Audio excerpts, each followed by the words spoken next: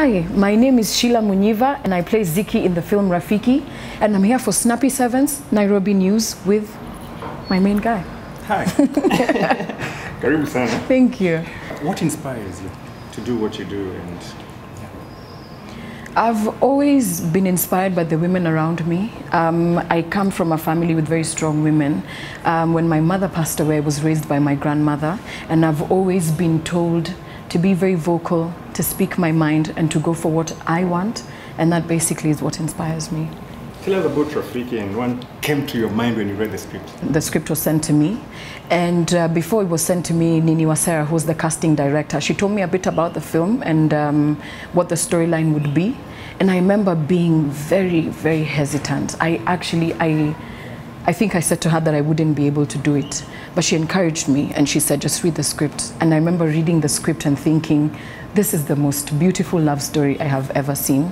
And it reminded me so much about my relationship and how I fell in love with my boyfriend and how that was. And that being in that moment and seeing how special the script was and seeing for the first time how important the story was, I knew I had to do the film. How has it been so far? To be honest, like so far it has been wonderful. Honestly, like since the film was announced, the kind of feedback that we got was incredible. And I think I remember being very worried when we were leaving Cannes and knowing that I was going to come back home because the atmosphere there was electric and it was so good. And I remember being worried and thinking, what's going to happen when I get home? But it's interesting to see people recognize and saying, oh wow, yeah, you did the film. How can we get to watch it?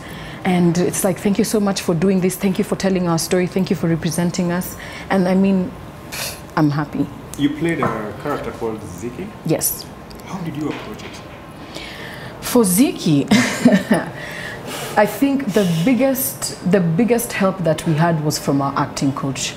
Our director, Wanui, got us an acting coach from Amsterdam. Mm-hmm. And Elizabeth came into the country and we worked together for almost a month where we would create the feel for Ziki. You know, how does she talk? How does she dress?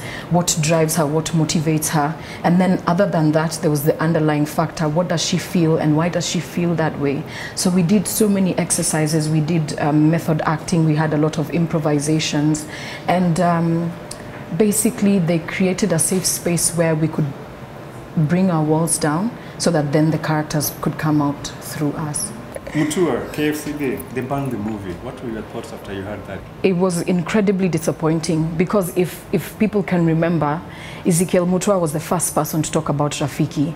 And he spoke very highly of Rafiki, saying that whatever was portrayed in the film reflects back on Kenyan society and the issues that we face and basically what kids are going through now and what's happening in Kenya.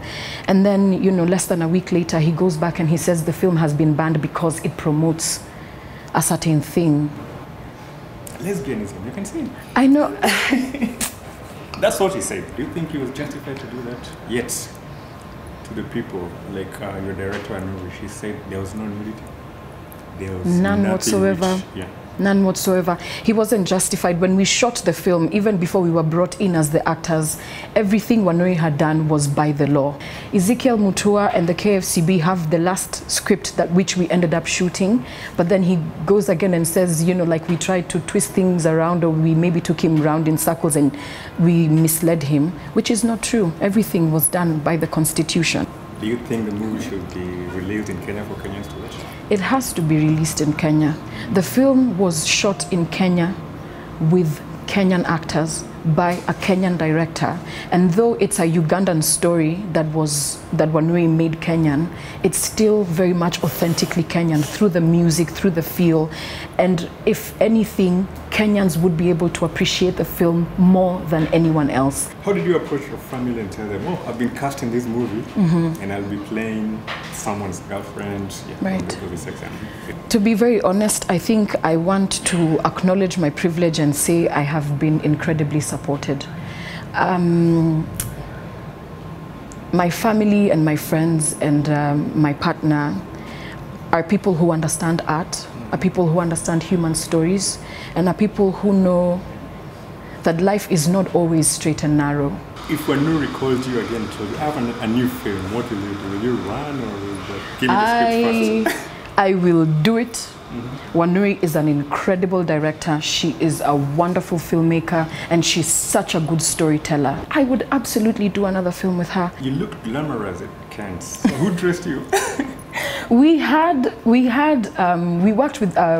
worked with a bunch of designers, but my stylist here from Kenya. So my stylist Wamboi Thimba sort of put together outfits for us from Africa. So we were dressed by the likes of Kiko Romeo and Macrith, and then when we walked the red carpet, we were dressed by a French designer. So how was the life in Cannes? The most interesting thing is when we arrived there, they already knew who we were, and they were so excited to receive us and excited to be around us. So we were treated incredibly well. And you know, guys, having watched the film and receiving an almost 10-minute standing ovation, having people stop you on the streets and wanting to take your pictures and saying thank you so much for telling this story, thank you for representing us, it was wonderful. Are you going for Sydney Film Festival because it's going to premiere there? Yes, we have Sydney Film Festival, we have the Durban Film Festival, we have quite a lot of festivals. A lot of countries are very interested in showing Rafiki.